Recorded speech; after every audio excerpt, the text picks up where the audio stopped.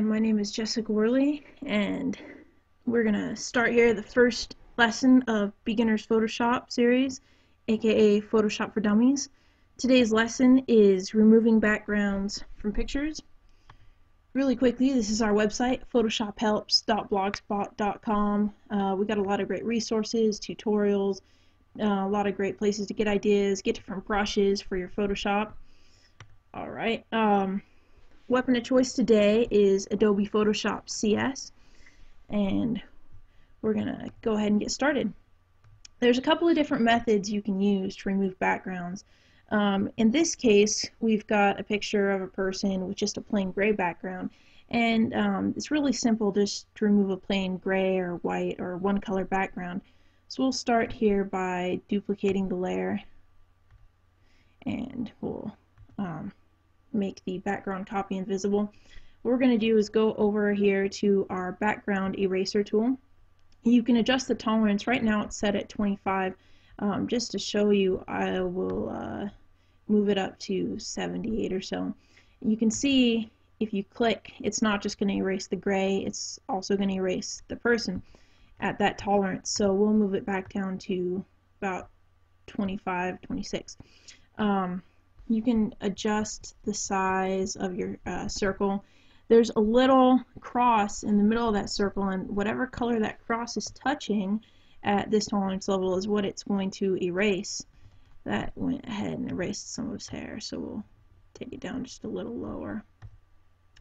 Okay, and you can see wherever the cross touches, it's going to erase that color. It erased a little bit of his hair. You can go ahead and mess around with the tolerance level until you get it to look how you want. Now at this point we can go ahead and take another picture, like a swimming pool, since this guy's got no shirt on. Just go ahead and make it look like he's at a swimming pool. We will adjust this using the Control T, which is the free transform, and using Shift to keep the picture proportional. Okay, the picture's a little bit blurry. You can find a better quality picture.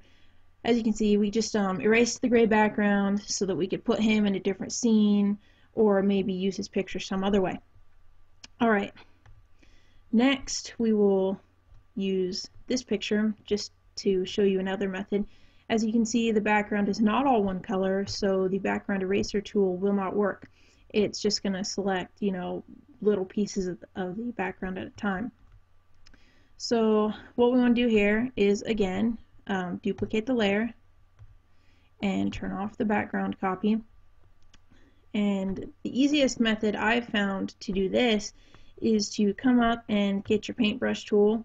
Make sure that you're just on a solid round brush of some size. You can adjust the size later on. Come down here to the quick mask tool and select it. And what's going to happen is you can adjust the size using the hotkeys. Wherever you select is going to turn kind of a see-through red.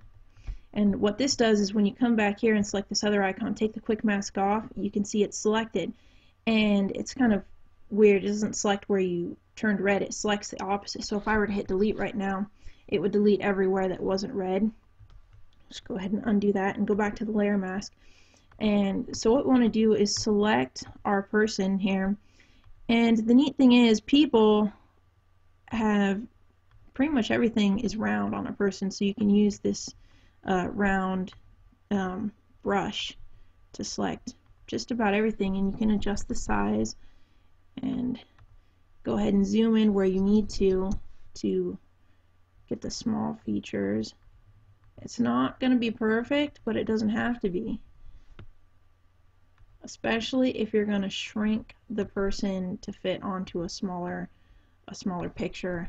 It works really well if you get high quality pictures of a large size to begin with. So really quickly, I'm just going to go through here and do this, and it doesn't take much time. It's going to turn out a lot better when you do it, just because you're probably going to be taking more time to get the picture to look the way that you want it to.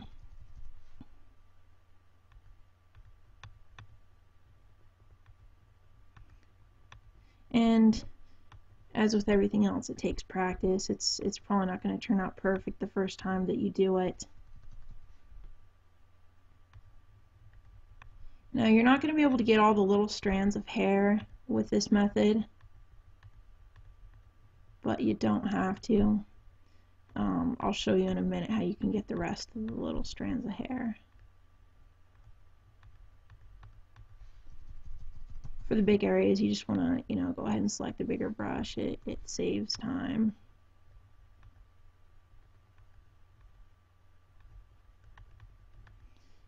Just want to make sure to get to the edges of the person. And like I said, so far, as you can see, we've just been using round brushes. There's no need for square brushes or anything. If you're gonna be using a picture where you want to select something like a square object, you'll need a different method, which I can show you in a minute also.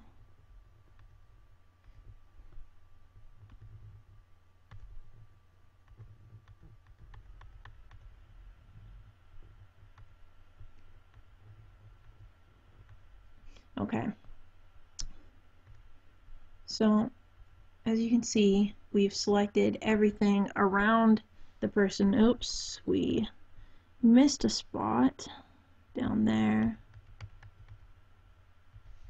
I'll just go ahead and take care of that really quick. Like I said, it's not perfect, but it doesn't need to be. If you hit delete, it will delete everything around him. If you want to go back and get some of those little strands of hair, what you'll want to do is come up and get this straight line select tool.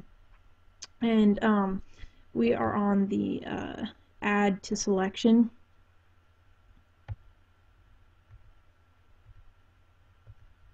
Oops. Let's go get the minus from selection tool. And you can just, because his hair has got some straight edges to it, we can just go through here, and if you really want the fine little hairs, you can take the time to go through and do this. You're not going to get the really fine hairs with this method.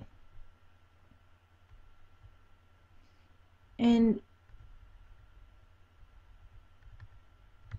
you can get round edges with this tool too. You just have to do a lot more clicking to get it.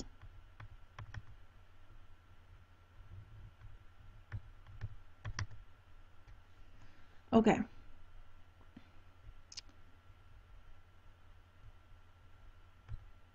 So we'll zoom out here.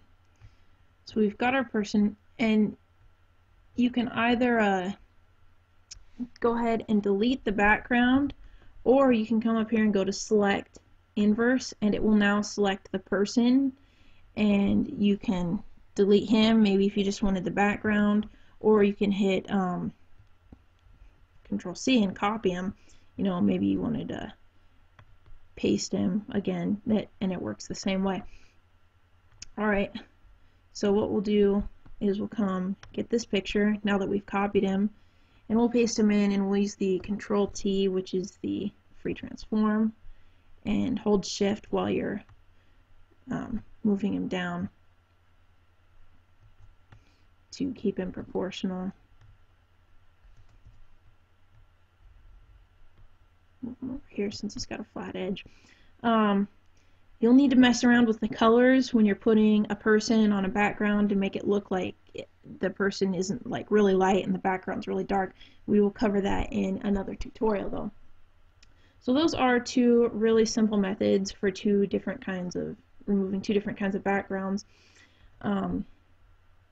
Another method that you can use is this straight line tool. Say we had a square object here, or maybe you just want to select his necklace. You just go through here and click, and even though the necklace is kind of rounded because it's going around his neck, you can still